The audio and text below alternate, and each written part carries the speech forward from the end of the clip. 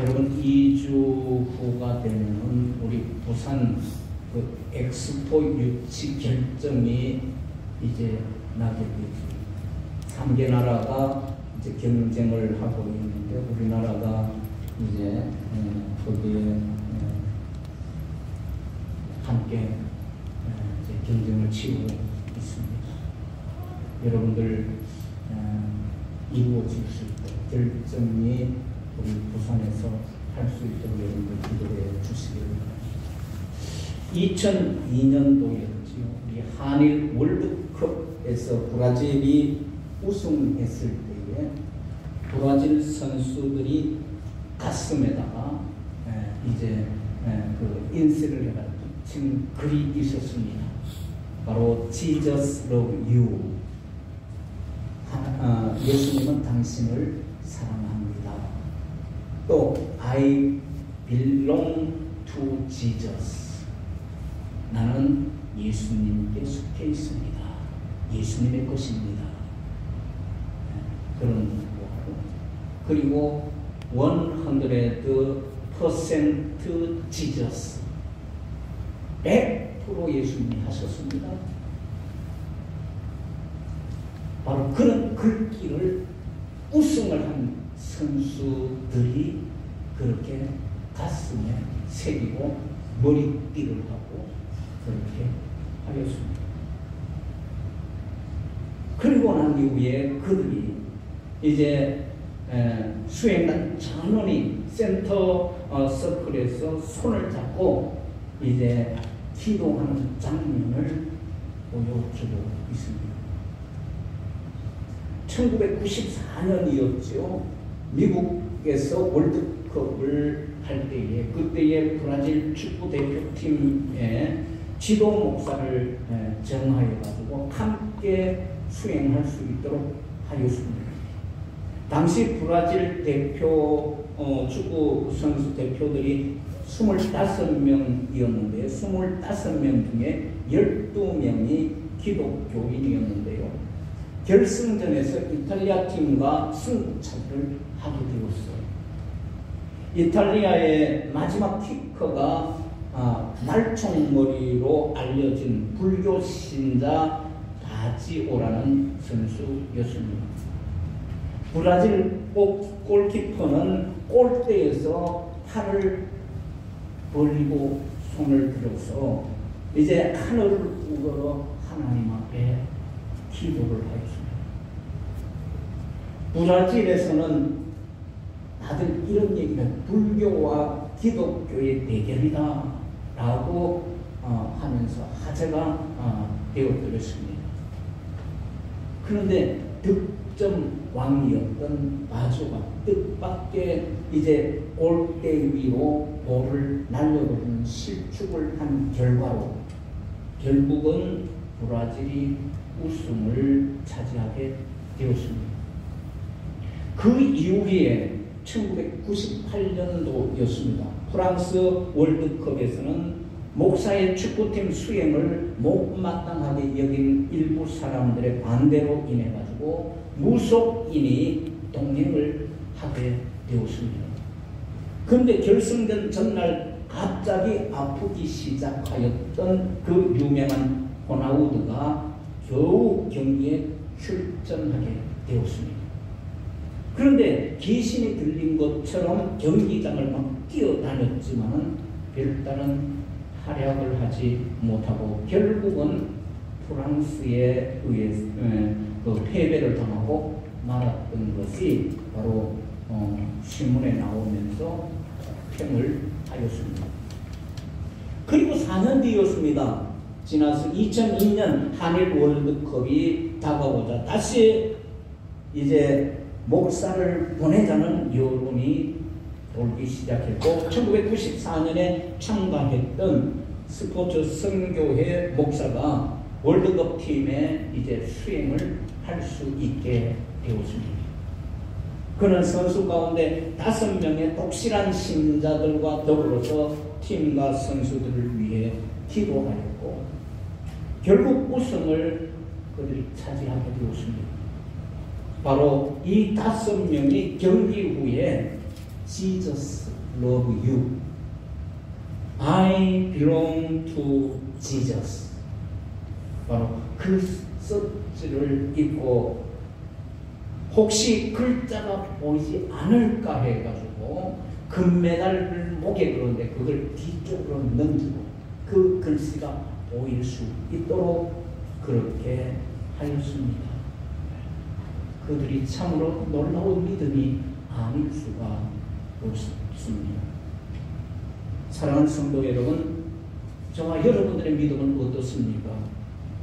살아있는 믿음이십니까? 아니면 죽은 것 같은 무기력한 그런 믿음입니까? 우리의 삶 속에 얼마만큼 살아있는 생명이 있는 그러한 믿음을 나타내시고 살아가고 계십니까? 이 시간 자신들을 한번 돌아보시면서 우리에게 믿음을 더하여 주시옵소서 라고 하나님 앞에 구할 수 있는 그러한 우리 성도들 되어지기를 주님의 이름으로 축원합니다. 우리 한번 따라하십시다. 주여, 우리에게 믿음을 더하여 주시옵소서. 여러분, 오늘 본문 말씀을 보게 되면 제자들이 갖추어야 할 덕목에 대한 교훈을 기록하고 있는 것을 볼 수가 있습니다. 특히 하나님과의 관계에서 갖추어야 할 덕목이 말씀하고 있는데요. 바로 그리스도인들은 경험이나 감정으로 사는 존재가 아니에요. 우리 그리스도인들은 오직 믿음으로 사는 자들입니다. 하나님의 약속을 믿는 믿음만 있으면은요, 실행이 불가능한 그런 하나님의 명령은 거기 없어요. 그러므로 우리는 믿음이 형식적인 믿음이 되지 않도록 우리가 하여야 합니다. 제자들은 예수님께서 본문 5절에 그렇게 말씀하고 있습니다. 5절에 보니까 이렇게 말씀해요. 다 같이 한번 보실까요? 시작. 사도들이 주께 여짜오되 우리에게 믿음을 더하소서 하니 그랬어요. 예수님의 사도들이, 예수님의 제자들이 예수님에게 이제 말씀하시면서 뭐라고 얘기를 하냐면 우리에게 믿음을 더하여 주소서. 여기서 더해달라라는 말이 나오는데 헬라어로 프로스티데미라고 그러는데 이 말은 무슨 뜻이냐면은 이제 가하여 완전하게 하다라는 거예요. 우리에게 믿음을 더하소서라는 것은 하나님 아버지 우리에게 우리의 믿음이 지금 가지고 있는 그 믿음에서 더하여서 우리의 믿음이 뭐요? 완전하게 해주십시오. 그 기도란 말이에요. 예수님께서는 믿음의 양이 아니라 질을 말씀하고 있는 것이에요. 양적으로 많다는 것이 아니라 질적으로 얘기하는 것이에요. 믿음을 갈망함이 더 강하고 믿음을 의지함이 더 견고하고 흔들리지 않고 변치 않고 믿음의 헌신이 보다 온전하고 확고하며 믿음의 기쁨을 더 누릴 수 있게 해 주실 것을 간청하고 있는 것이 본문입니다. 이런 믿음이 장차 초대교회의 기초가 되기를 원하셨던 것이었습니다. 그러므로 믿음의 양이 아니라 믿음의 질을 구하여서 예수님께서 원하시는 믿음을 더할 수 있게 해달라고 하는 것입니다. 그렇다면 어떠한 믿음을 더해달라고 우리가 구해야 될까요? 여러분들이 따라 하셨어요. 주여 나에게 믿음을 더하여 주십시오 라고 그렇게 여러분들 따라 하셨어요. 그렇다면 어떠한 믿음을 더해달라고 해야 할까요? 첫째는요, 용서가 나타나는 믿음을 더해달라는 거예요. 그래야 그 믿음이, 우리의 믿음이 완전해질 수 있다는 거예요.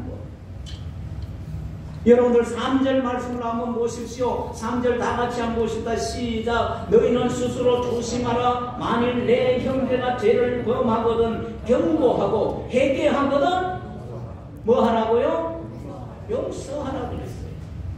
회개하거든 용서해라. 여기서 용서라는 말은 아페스라고 그렇게 하는데 어떤 뜻이냐면은 잘못을 멀리 떠나보낸다. 잘못을 멀리 떠나보내는 게 예세 버리는 거예요. 상대방의 잘못이 있어요.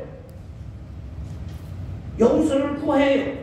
그러면 우리가 용서를 하는데 어떻게 하는 거예요? 완전히 멀리 떠나보낸다. 생각지도 않는다. 그것이 용서라. 이 용서가 나타난 믿음이 완전한 믿음이 되어질 수 있다는 거예요. 풍요로운 믿음이 되어질 수 있다는 겁니다. 누구든지 자신의 죄를 인정하고 진심으로 용서를 구하면 용서하는 믿음을 나타내라는 것입니다. 잘못을 멀리 떠나보내는 것처럼 완전히 잊어버리고 다시 생각지도 않는 완전한 용서를 하여야 한다. 그런 얘기입니다. 예수님께서 말씀하신 대로 용서하는 믿음이 우리에게 필요합니다. 우리에게 용서하는 믿음을 더하소서라고 우리도 끊임없이 우리 하나님 앞에 요청하실 수 있기를 바랍니다. 용서는 믿음의 문제예요. 용서는 회개의 문제가 아니라 하나님을 얼마나 깊이 믿느냐의 문제인 것입니다. 믿음을 통한 기적으로 주목받는 사람이 아니라 내 안에 뽕나무와 같이 짓누르고 있는 미움의 상을 옮기는 용서가 나타나는 믿음을 더하여 달라고 저와 여러분들이 기도하실 수 있기를 주님의 이름으로 축원합니다. 남아프리카 공화국의 흑인들과 백인들이 갈등으로 350년 동안 싸웠어요. 백인들이 흑인들을 학대하고 죽였습니다. 흑인들은 광야에 피하여서 토굴이나 움막에서 그렇게 살았어요. 이것을 보다 못한 흑인 한 사람이 있었는데 그 사람이 넬슨 만델라였습니다. 인종차별 정책에 대항하는 인권운동에 투신을 하다가 27년 동안 감옥에 갇혔어요. 추록한 후에 아프리카 민족회의를 창설하고 백인 정부와의 협상을 끌어내어서 인종차별을 하지 않기로 법을 만들게 됐습니다. 그리고 이듬 해에 그는 흑인 최초로 대통령에 당선이 되었습니다. 만델라는 자신을 감옥에 가두고 괴롭혔던 자들을 그가 이제 대통령에 당선되고 이제 대통령 취임식 때에 그들을 다 초청을 했습니다. 후에 미국을 방문하게 되었을 때였습니다. 그 당시에 미국 대통령 클린턴 대통령이었어요. 클린턴 대통령이 만델라에게 이렇게 얘기했습니다. 어떻게 당신을 그렇게 괴롭히고 그렇게 했던 사람들을 이제 취임식에 초청할 수 있었냐고 그렇게 물었어요. 그때 만델라가 이런 말을 하였습니다. 내가 그들을 용서하지 않으면 나는 여전히 감옥에 있는 것이기에 저들을 용서하여 나는 자유인이 될 수 있었습니다. 라고 그렇게 대답을 했습니다.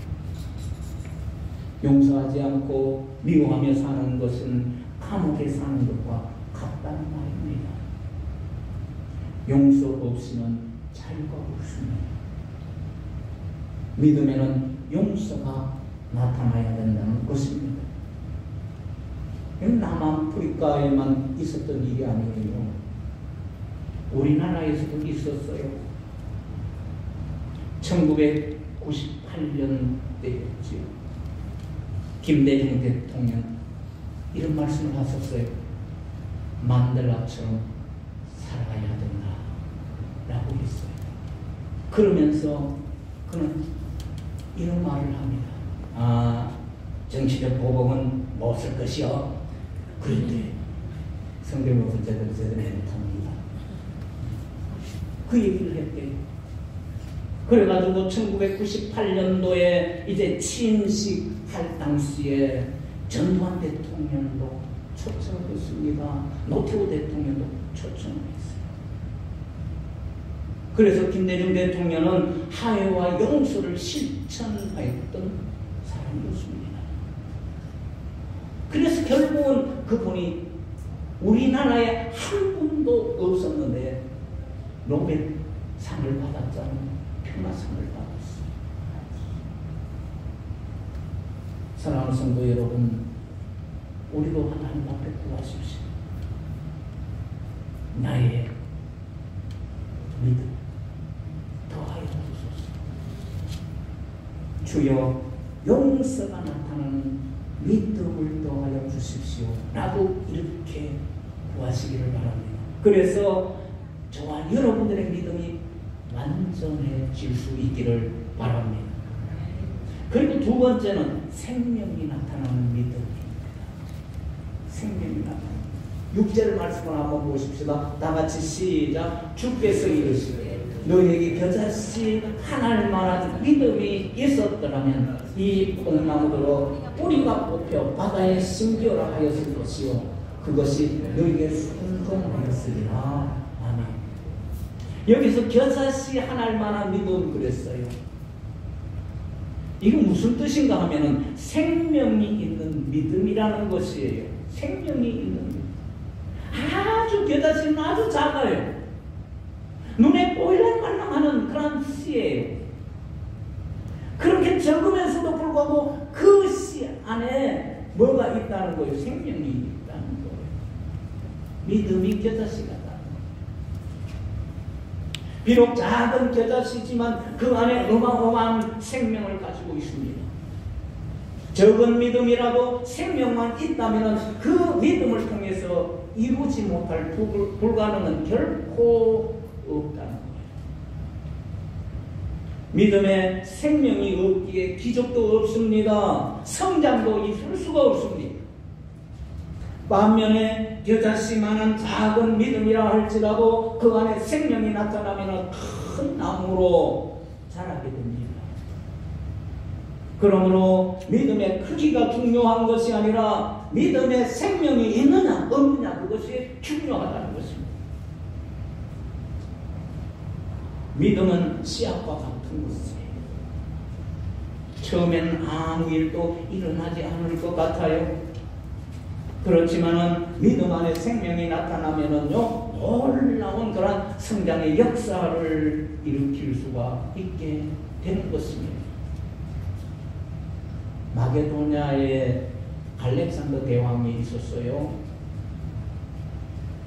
이 알렉산더 대왕이 페르시아와 이제 전쟁을 할 때에 일하였습니다.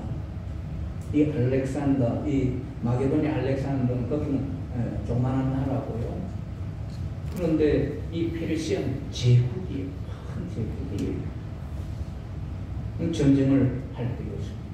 그래서 큰 제국의 황제가 다리우스인데 다리우스가 이제 알렉산더 대왕에게 이제 참깨 있죠. 참깨를 이제 가득 한 부대를 담아가지고 그것을 보냈어요. 알렉산더 대왕에게. 그 의미가 뭔가 하면은 이런 의미를 담고 그걸 보냈습니다. 우리 군대의 숫자가 이렇게 많으니 승산 없는 싸움을 하지 말고 항복하라는 그런 뜻이었어요. 그래서 참깨를 한 부대 보내는 거예요. 이에 대해서 알렉산더 대왕이 이제 답변을 보내는데 어떤 답변을 보내냐면 겨자씨 한 부대를 보냈어요. 그 의미는 이런 것입니다. 우리가 작다고 무시하지 말라. 우리는 무섭고 놀라운 생명을 가지고 있다. 우리는 용맹하다. 우리는 너희들을 맞이하여 충분히 싸울 준비가 되어 있다. 라고 그런 뜻으로 겨자씨 한 부대를 보내서 싸운 이런 식으로 전개되었습니다. 그래서 페르시아의 다리우스 대왕은 그 제왕은 바로 20만 명의 많은 군대를 이끌고 왔습니다. 그런데 알렉산더 이제 군대는 4만 명에 달했어요. 방어내지 못하겠지요. 전력 규모로 비교되지 않지만 알렉산더와 그의 군대 안에는 뭐가 있었나? 아주 강한 의지와 전투력이라는 이 생명력이 있었기에 4만이 20만을 치고 승리하게 된 것입니다. 사랑하는 성도 여러분, 믿음 안에 생명이 있으십니까? 나의 믿음 안에 생명이 있어요. 생명이 있다면 강할 것입니다. 마치 큰 나무가 되어서 온 산과 땅을 덮게 될 것입니다. 그러나 생명이 나타나지 않는다면 믿음은 자랑할 수도 없고 완전할 수도 없는 것입니다. 그래서 저와 여러분들이 우리 하나님 앞에 구해야 됩니다. 주여, 생명이 나타나는 믿음을 주시옵소서. 이렇게 도와주셔서 우리의 믿음이 완전할 수 있기를 주님으로 축원합니다. 그리고 세 번째는 충성을 나타내는 믿음입니다. 10절 말씀을 여러분들 한번 보십시오. 10절 다 같이 보십시다. 이와 같이 너희도 명령받은 것을 다 행한 후에 이르기를 우리는 유익한 종이라 우리가 하여야 할 일을 한 것뿐이라 할지니라. 여러분, 종은요, 밭에 가가지고 일 열심히 하루 종일 열심히 일을 하고 집에 돌아와요. 집에 돌아오면은 주인은 뭐 가만 놀고 있는 거야. 그럼에도 불구하고 그 주인 밥상을 또 하루 종일 일을 하고 밥상을 차려서 주인한테 대접을 해야 돼. 그게 종이요. 그러고 난 이후에 주인 다 먹고 난 이후에 그때 가서 너 먹어. 그게 종입니다. 그래서 여기에서 여러분들 무익한 종이라는 말이 나오죠. 이 말의 뜻은 마땅히 할 일을 하는 충성된 종이라는 의미예요. 마땅하다는 거예요. 하루 종일 가가지고 일을 하고 또 주인에게 밥상을 차려주는 게 그게 마땅한 일이라는 거예요. 종의 일이라는 거예요.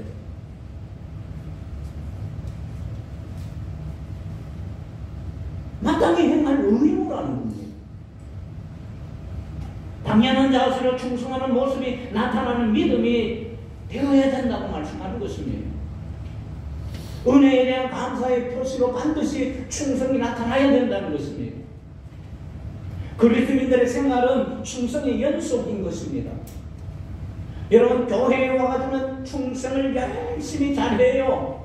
그런데 가정이나 사회에 돌아가면 섬기는 자세를 버리고 이기적인 자세를 취하거나 군림한다면 하나님 보시기에 바로 그 믿음 외식하는 믿음이 되고 마는 것입니다. 언제 어디서나 어떤 처지에 있든지 하나님을 섬기시면서 충성하는 그러한 자세를 잃지 않는 그러한 믿음을 더하여 주시옵소서라고 이렇게 구하는 우리 성도들 되시기를 주님의 이름으로 축원합니다. 항상 주님께 충성하는 모습을 나타내는 믿음이 되어야 하는 것이에요. 최문경 목사님이라고 계시는데요. 이분이 쓴 글에 보니까 순간을 살아서 영원으로라는 책인데 그 책 내용 안에 한 집사님을 소개하고 있는데 그 집사님이 니콜라이 집사님이에요. 영국 런던의 캔터베리 교회의 집사님이십니다. 니콜라이 집사님은 17살 때에 그 캔터베리 교회의 관리 집사요. 지금 우리나라 중에 뭐 설이 뭐죠? 사찰 집사. 네, 사찰 집사. 사찰 집사. 관리하는. 그러니까 교회 청소와 심부름 같은 일을 하면서 매일 또 뭘 하나? 5분 동안 교회 종을 치고 띵가. 종을 쳐요. 얼마나 정확한 시간에요 종을 치는지 런던 시민들이 이제 그분의 종을 치는 걸 보고 시계를 맞췄대요. 정확하게 이제 종을 치니까. 그리고요, 두 아들이 있는데 이 두 아들을 신앙으로 잘 양육을 시켰어요. 그리고 니콜라이 이 집사님이 교회에서 그렇게 하나님 앞에 충성스럽게 그렇게 하는 그 믿음을 자식들이 보면서 자랍니다. 그래서 하나님이 은혜를 베푸셨죠. 지혜를 주셨죠.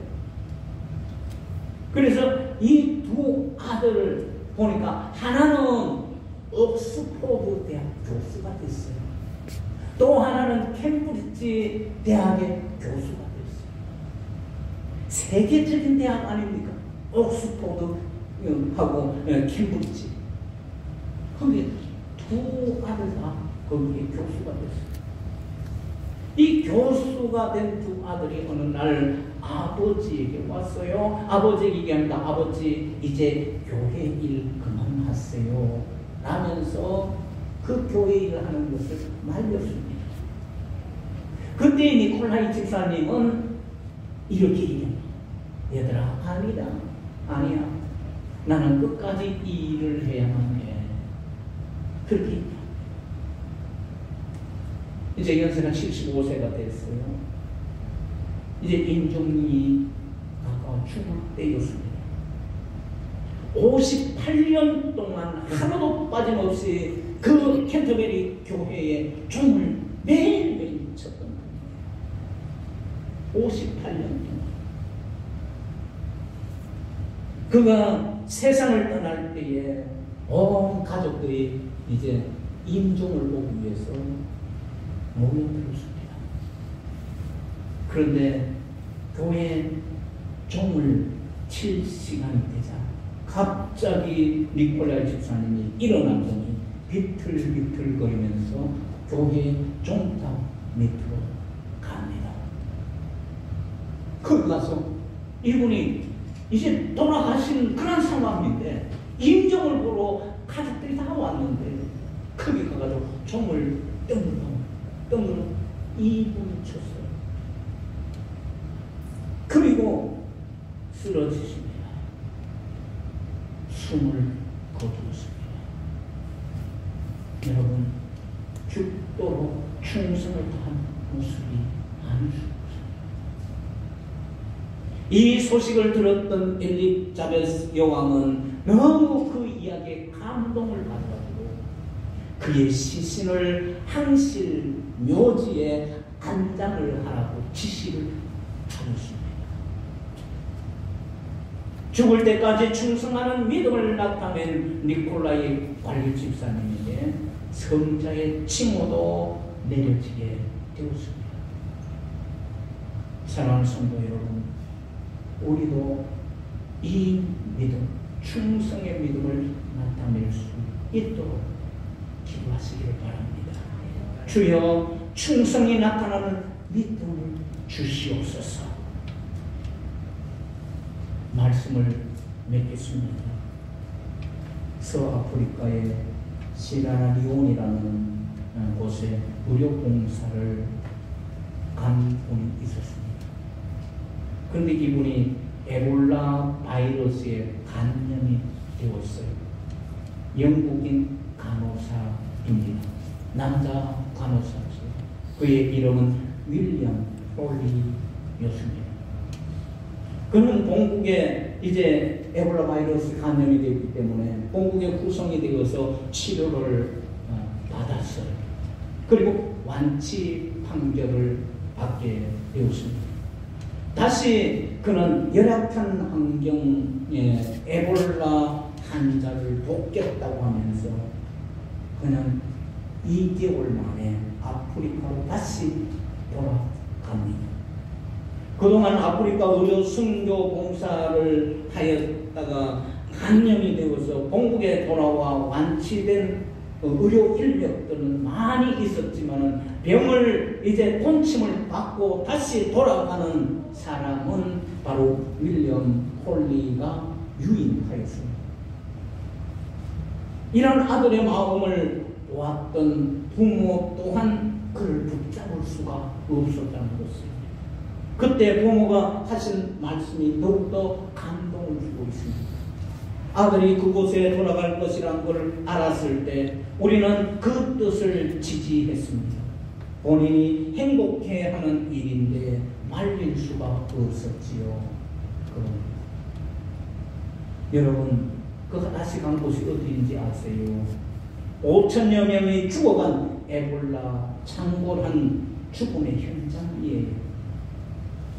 윌리엄 폴리는 에볼라에 감염되어 죽다가 살아난 그곳에서 다시 돌아갔습니다. 그는 이렇게 말합니다. 간호사로서 특별한 능력이 없는 나 같은 사람의 도움조차 절실히 필요한 곳이기에 나는 돌아갑니다. 그곳에 불쌍하게 죽어가는 영혼들이 있습니다. 라고 했어요. 여러분, 이것이야말로 바른 믿음을 가진 사람이 볼 수 있는 귀한 모습이 아닐 수 없습니다. 나타내는 믿음, 생명의 믿음 아니겠습니까? 남달리 충성했거나 교회에 유익을 주는 공로를 세워서도 자랑하지 말아야 합니다. 성도로서 마땅히 행해야 할 의무와 사명을 이행한 것이기 때문입니다. 무익한 종이기 때문에 하나님의 도우시는 은혜가 없이는 이룰 수 없습니다.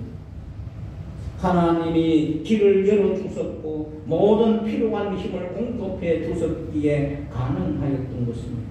그러므로 모든 일은 내가 한 것이 아니라 주님이 하신 것으로 여기는 믿음이어야 합니다. 100%, 100% 지졌어. 모든 것이 하나님이 하신 거예요. 100% 하나님이 하신 거예요. 마치 뽕나무 뿌리가 뽑혀 바다에 심겨지는 것처럼 변화의 모습을 보이는 우리의 믿음이 되어지기를 주님의 이름으로 축원합니다. 부디 용서가 나타나는 믿음을 더하여 달라고 구하십시오. 생명이 나타나는 믿음을 더해 달라고 기도하십시오. 그리고 충성이 나타나는 믿음을 더해 줄 수 있도록 기도하셔서 저와 여러분들의 믿음이 온전하게 되어질 수 있기를 주님의 이름으로 축원합니다. 기도하겠습니다. 하나님 아버지 감사합니다.